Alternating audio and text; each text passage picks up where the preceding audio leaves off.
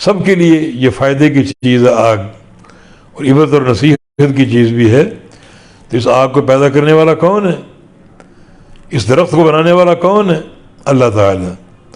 تو یہ اللہ رب العزت آگ پیدا کرنے پر قادر ہے، جو اس کی ایک حیرت انگیز ایک مخلوق ہے کہ اس نے درخت اور لکڑی میں آگ پکڑنے کی صلاحیت پیدا کی، اور اس سے تم آگ روشن کرتے ہو، تو اس کی قدرت کاملہ کی دلیل ہے۔ فسبح باسم ربک العظیم، پس تسبیح بیان کر اپنے رب کے نام کی جو بڑا ہے، العظیم جو بہت بڑا ہے۔ فسبح، پس تسبیح بیان کر باسم ربک کا نام اپنے رب کی، العظیم جو کہ عظیم ہے، عظیم رب، اس کی تو تسبیح بیان کر۔ تسبیح کا معنی پاکیزگی بیان کرنا، اور تسبیح سے مراد یہ ہے کہ اللہ تعالیٰ کو تمام نقائص سے پاک جاننا اور ماننا۔ وہ ہر نقص سے پاک ہے، ہر عیب سے پاک ہے، اس کے لیے کمال مطلق ہے۔ اس کی ذات، اس کی صفات، اس کے افعال سارے کے سارے کامل و اکمل ہیں، کوئی نقص نہیں۔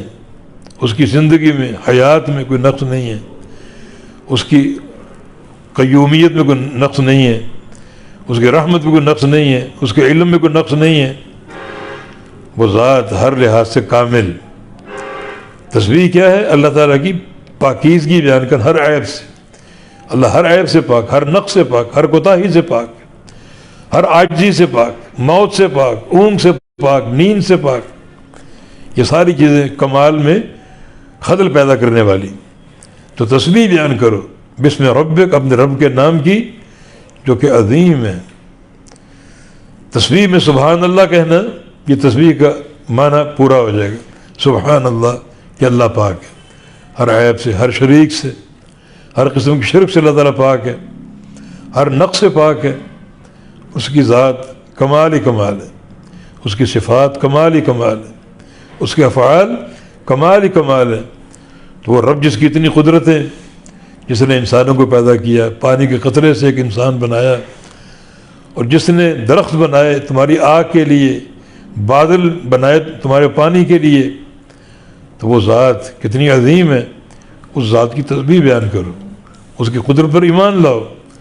تو ان چیزوں کو سمجھتے اور مانتے ہوئے اللہ کی قدرت کاملہ کو مان لو، جو اللہ ان ساری چیزوں پر قادر ہے، انسانوں کو پیدا کرنے پر قادر ہے، آگ بنانے پر قادر ہے، اور جو اللہ رب العزت پانی مہیا کرنے پر قادر ہے، اور ایک پانی کے قطرے سے انسان پیدا کرنے پر قادر ہے، وہ ہر شے پر قادر ہے۔ مردوں کو زندہ بھی کر سکتا ہے۔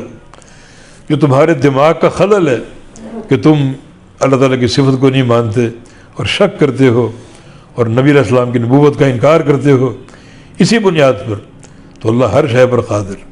تو یہاں اللہ تعالیٰ نے اپنی 4-5 آیات قدرت پیش کی، قدرت کی نشانیاں پیش کی، جو اللہ ہی کے پاس ہے اور کسی انسان کے پاس نہیں۔ تو اس سے دلال یہ ہے کہ جو اللہ تعالیٰ ان ساری چیزوں پر قادر ہے، آگ بنانے پر قادر ہے، پانی اتارنے پر قادر ہے، انسانوں کو پیدا کرنے پر قادر ہے، اور ایک قطرہ آب سے اللہ تعالیٰ ایک بندہ بنا دیتا ہے، ایک انسان بنا دیتا ہے، ایک بیج یا ایک گٹھلی سے اللہ تعالیٰ ایک پودا اور درخت پیدا کر دیتا ہے۔ یقیناً وہ بڑی قدیر ذات ہے، بڑا قادر ہے وہ۔ تو جو ذات ان ساری چیزوں پر قادر ہے، وہ ذات بھلا انسانوں کو دوبارہ زندہ کرنے پر کیوں نہیں قادر، اٹھانے پر کیوں نہیں قادر؟ تو ان آیات قدرت کو مان لو۔ جب مان لو گے تو پھر اس پر ایمان لانا بھی آسان ہو جائے گا کہ جو اللہ یہ کام کر سکتا ہے، وہ اللہ دوبارہ انسانوں کو پیدا بھی کر سکتا ہے اور دوبارہ زندہ کر کے اٹھا بھی سکتا ہے۔